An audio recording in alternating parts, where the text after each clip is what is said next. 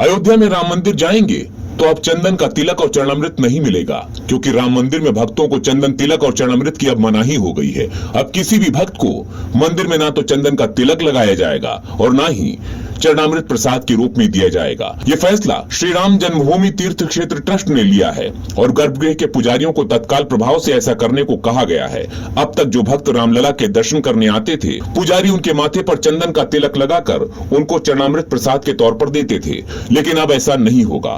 सवाल ये है कि आखिर ऐसा क्या हो गया जो अपने आराध्य श्री राम के दर्शन के लिए पहुंचने वाले राम भक्तों को उनके ही मंदिर में चंदन के तिलक और चरणामृत से वंचित किया जाएगा, क्योंकि ये तो सनातन संस्कृति की बेहद प्राचीन परंपरा है। तो इसके पीछे राम मंदिर ट्रस्ट ने सफाई दी है कि आखिर ऐसा क्यों किया गया। असल में हर भक्त राम मंदिर में अपने आराध्य भगवान राम के बाल रूप बालक राम को करीब से देखकर कृतार्थ होना चाहता है। इसी लालसा में वो वीआईपी और वीवीआईपी दर्शन करने के लिए पहुंचते हैं। ऐसे में भक्तों की लालसा ये भी होती है कि राम मंदिर के पुजारी उन्हें चंदन का तिलक लगाएं और प्रसाद में चरणामृत दें। ऐसा करने पर राम भक्त पुजारियों को अपनी इच्छानुसार पैसे दान में देते रहे हैं। इससे पुजारियों की अतिरिक्त आय हो जाती है। ट्रस्ट को पुजारियों का ये काम अनुचित लग रहा है और इसीलिए चंदन तिलक और चरणामृत देने पर तत्काल प्रभाव से रोक लगा दी गई है। राम मंदिर के गर्भगृह में मुख्य पुजारी सत्येंद्र दास के अलावा 21 सहायक पुजारी भी हैं।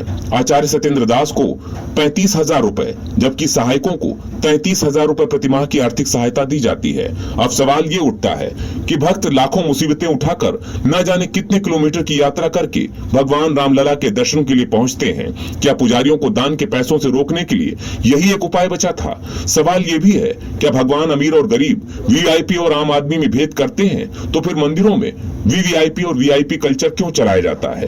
मंदिरों को तो कम से कम भेदभाव से मुक्त रखना चाहिए, लेकिन देश में हर जगह ये भेदभाव किया जाता रहा है। क्या इस पर रोक नहीं लगनी चाहिए?